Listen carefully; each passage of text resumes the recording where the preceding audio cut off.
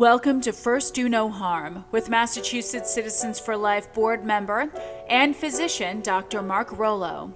This broadcast will focus on medical ethics from a Catholic perspective and address abortion, physician-assisted suicide, contraception, natural family planning, IVF, healthcare proxy, and other topics. Please be advised that this show may not be appropriate for children under 13. Hello and welcome back to First Do No Harm, a show about medical ethics from a Catholic perspective. I'm Dr. Mark Rollo. Last time I spoke with Dr. Patrick Derr, professor of philosophy at Clark University in Worcester, Massachusetts, regarding a talk that he gave at an area hospital entitled Professionalism and Virtue in Medicine. The subtitle of his talk was Hippocrates Was No Fool, and History Proves It. Today, in part 2 of the interview, we will further discuss how deviation from virtue in medicine toward utilitarianism has led to disaster. Let us first, as always, begin with prayer. For as stated by the U.S. Catholic bishops, only with prayer that storms the heavens for justice and mercy, prayer that cleanses our hearts and souls, will the culture of death that surrounds us today be replaced with a culture of life. O God, the profession of medicine is under tremendous pressure to be agents of death and to abandon the Hippocratic tradition of being at the service of life, and only life. You, as the great physician, gave your life so that others may live. Help us to realize that medical professionals serve you by being at the service of life. And we ask this in Jesus' name. Amen.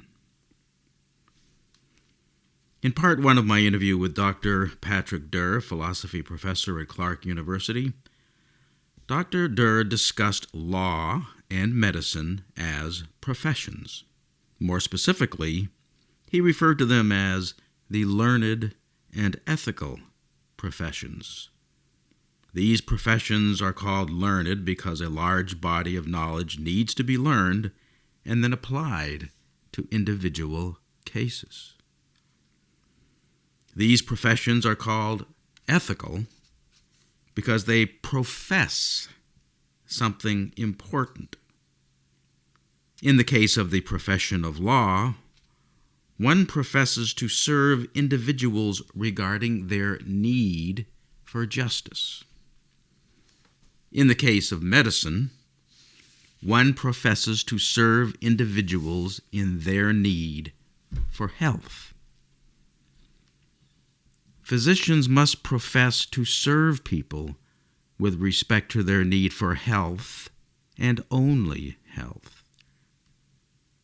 Hippocrates was no fool, as Dr. Derr stated. Hippocrates knew that doctors could not kill under any circumstances and must always be in the service of health. Once the medical profession agrees to do a little bit of killing, society will ask them to do more killing. As Dr. Derr put it in his talk on professionalism and virtue in medicine, physicians, simply as professionals, independently of any personal, moral, or religious motivation, and independently of the broader society's preferences cannot kill and should never be involved in capital execution, torture, biological warfare, abortion, assisted suicide, or any other deliberate attack upon health or life. As a profession, continued Dr. Derr, medicine exists to serve health, not the government's latest social whim, not the ideology of the moment, and not for personal gain. The profession of medicine exists to serve health. And now, here is part 2 of my conversation with Dr. Patrick Derr. We pick up the conversation with his emphasis on the belief expressed by the giants of medicine that doctors should never kill. From Hippocratic on up through Coop, I think this understanding of a professional would say it is the nature of the profession that prohibits physicians, independently from any personal moral code, independently from their private religious motivations, independently from, what their particular society happens to prefer in a given decade. It's the nature of the medical profession that says physicians cannot kill, and they should never be involved in. I think, the AMA goes on to list capital execution, torture, biological warfare, and I'd add abortion and assisted suicide. Right.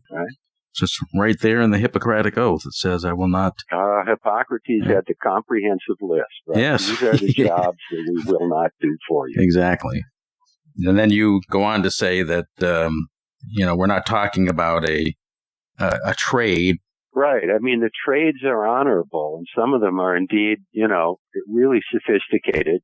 And I don't mean any disrespect to the trades. Right. I mean, the skilled trades are, I think, seriously undervalued. But there's a big moral difference. Each of the professions is oriented to a single fundamental human good and can't morally ever act against that good. Right? Physicians can't kill, attorneys can't suborn perjury.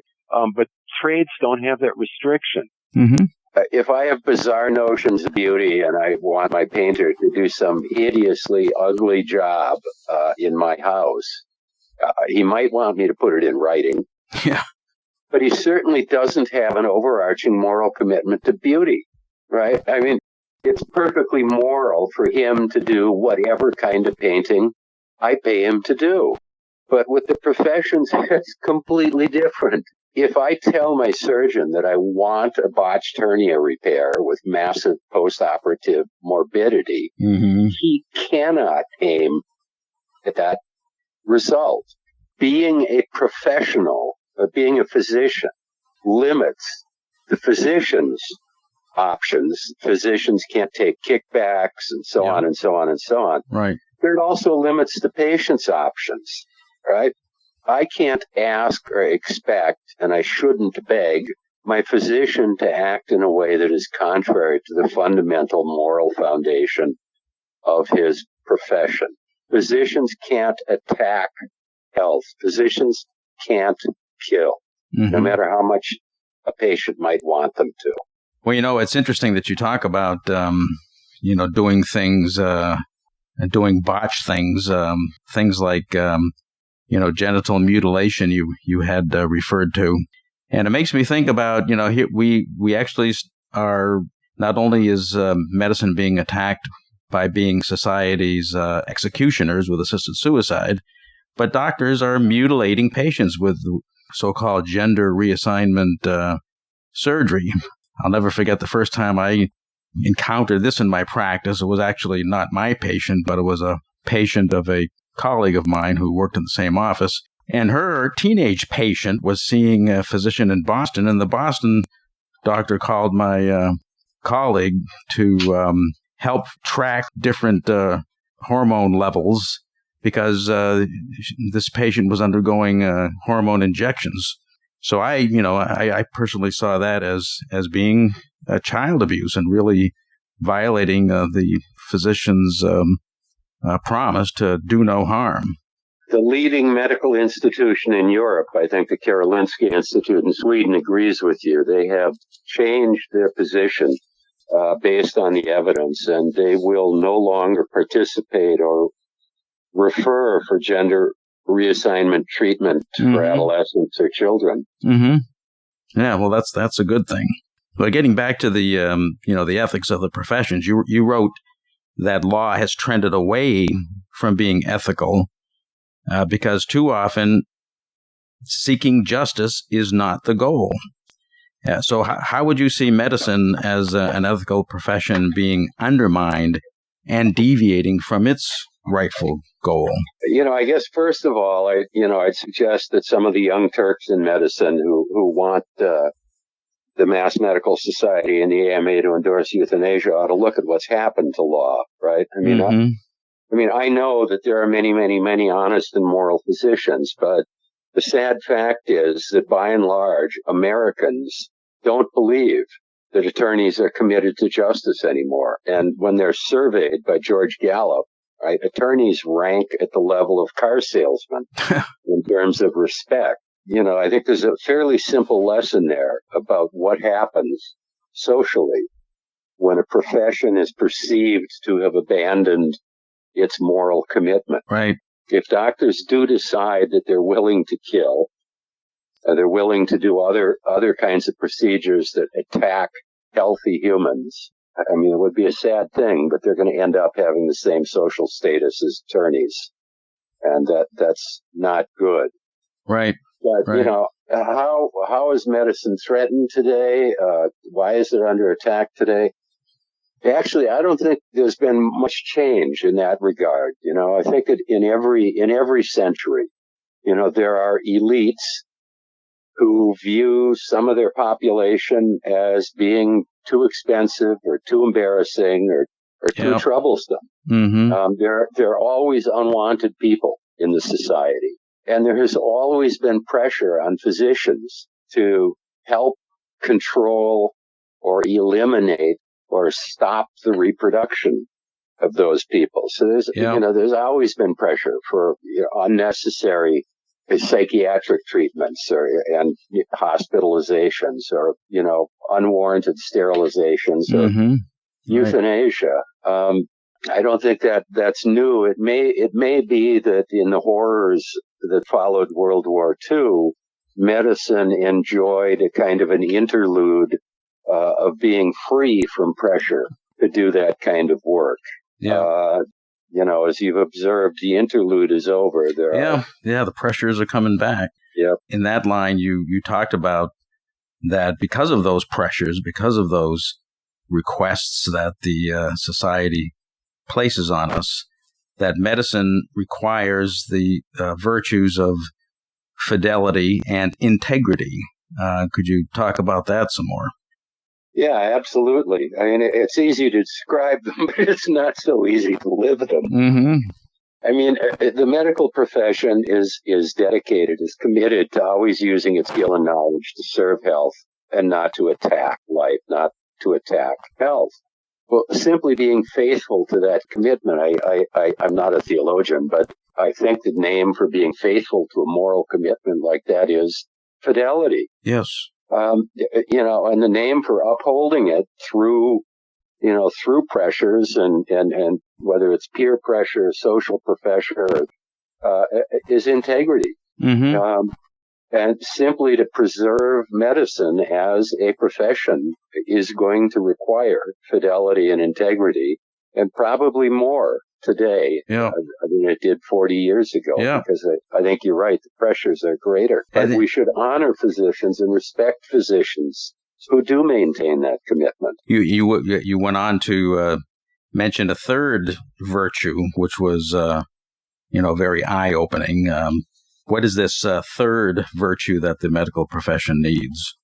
Well, it's the virtue of the 24-year-old medical student writing op-eds in favor of euthanasia does not possess. I think every generation ought to have the humility to recognize that the generations of professionals who've gone before might not have been complete fools. Yeah. Maybe Osler and Walter Reed, and Mark Siegler weren't fools when they wrote about ethics. You have to have enough humility to realize you're not the first person who's thought about these issues. And if all of the great minds for a millennium have agreed on something, that perhaps you should be careful before you start saying it's a mistake. Yeah, it's like the proverb, the pride goeth before the fall. All of a sudden, after 2,500 years, we suddenly think that Hippocrates didn't know what he was talking about. It's sad to see. There are a lot of people today who talk about the Nazis as being the ones who started this in the modern era, but I was very struck by what you said in your talk, that the Nazis didn't teach the German physicians how to kill. The German physicians actually taught the Nazis how to kill. Yeah, that's virtually a quote from Robert J. Lifton's book on the Nazi doctors. And it's true. The Nazis didn't teach the doctors to kill. It was the doctors who taught the Nazis to kill. Yeah, it's very scary. But Lifton didn't go quite far enough back in his history. German physicians started to kill their patients in the early 1920s. The poison gas shower, for example, wasn't developed at Auschwitz. It was developed at Hadamar.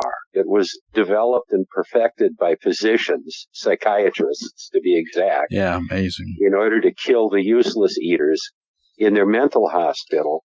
And that was 15 years before Hitler came to power. German medicine had rotted before the Nazis arrived upon the scene. I wish it were true. It would be comforting if it were true that German medicine only collapsed because of Nazism. But that's not true. Another really important piece of that history, which is, I guess, lost in the convenience of remembering it differently, is that when we say German medicine imploded, what we're saying is the most advanced medical culture that the earth had ever known imploded. Some time ago, I had the privilege of getting to know a physician here in Worcester. He was retired. He's Dr. Robert Solomon. He was a radiologist at the UMass Medical School. And he trained in Germany in the 1920s. And he was one of the Jews who escaped, came to the United States. The Mass General was absolutely thrilled to get him. The radiologists at Mass General proudly took him to see their newest X-ray machine. And Dr. Solomon, and he was embarrassed telling this anecdote 40 years later, Dr. Solomon broke out laughing. Yeah. He thought they were playing a joke on him by showing him a museum piece. That's what I mean. Yeah, right? We thought we were so advanced, right? I mean, that's right. A practically just out of medical school German doctor in the finest hospital in the United States thinks he's looking at museum pieces. Yeah. That's how advanced German medicine was in the 1920s. And that is exactly when it devolved into barbarism. And so how do you think that happened? Why? What is your thought about how such the most advanced medicine in the world, how did it devolve into killing? Look, to be honest, my first reaction is I wish I knew. Yeah. But, there are wise people who have ventured some hypotheses. Dr. Solomon thought that the first corrupting influence was German physicians' willingness to take over capital executions.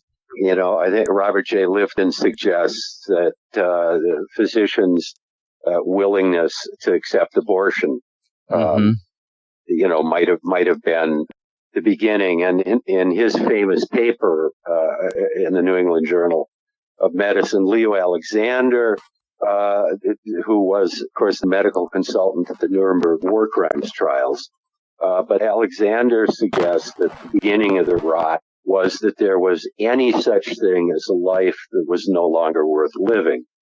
So I can't claim that I know what the cause was, but there is, I think, a really important fact. And the fact is that obviously scientific success, scientific prestige, scientific skill does not make one immune to moral barbarism. Mm-hmm. Right? If we were to approach this as a disease problem, the data-driven answer would be scientific success is a risk factor for moral degeneration.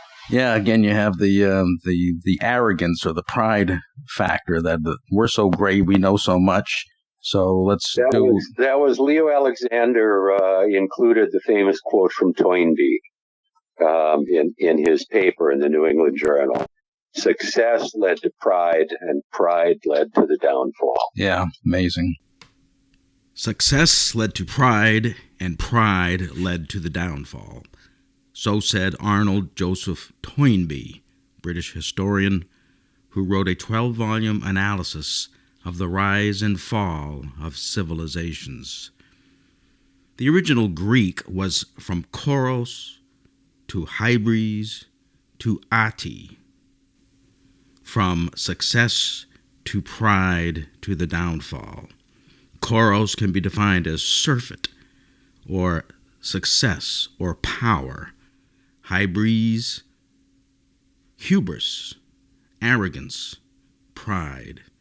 And Ati, disaster, downfall, madness, seeing wrong as right.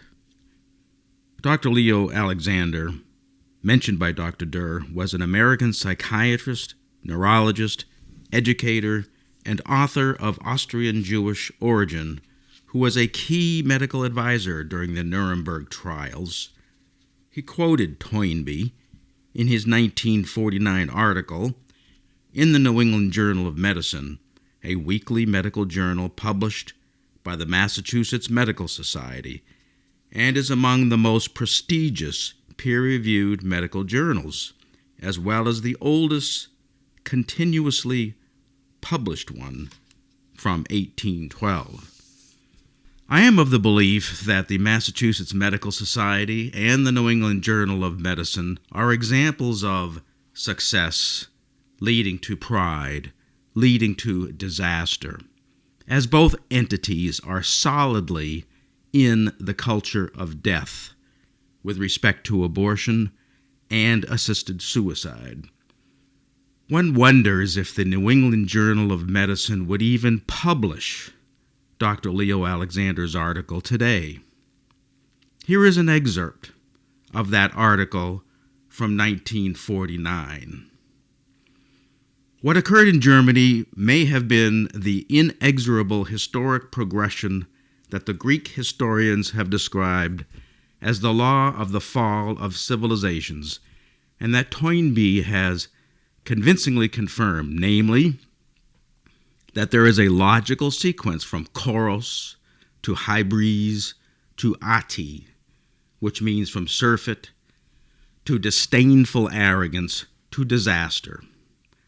The surfeit being increased scientific and practical accomplishments, which, however, brought about an inclination to throw away the old motivations and values by disdainful, arrogant pride in practical efficiency. Moral and physical disaster is the inevitable consequence. The editorial in that same 1949 issue of the New England Journal of Medicine would likely not pass muster in the 2021 New England Journal of Medicine. Here are some excerpts from that editorial in 1949. Elsewhere in this issue of the journal, Alexander describes a most unedifying aspect of a sick society, the genesis of the physician killer.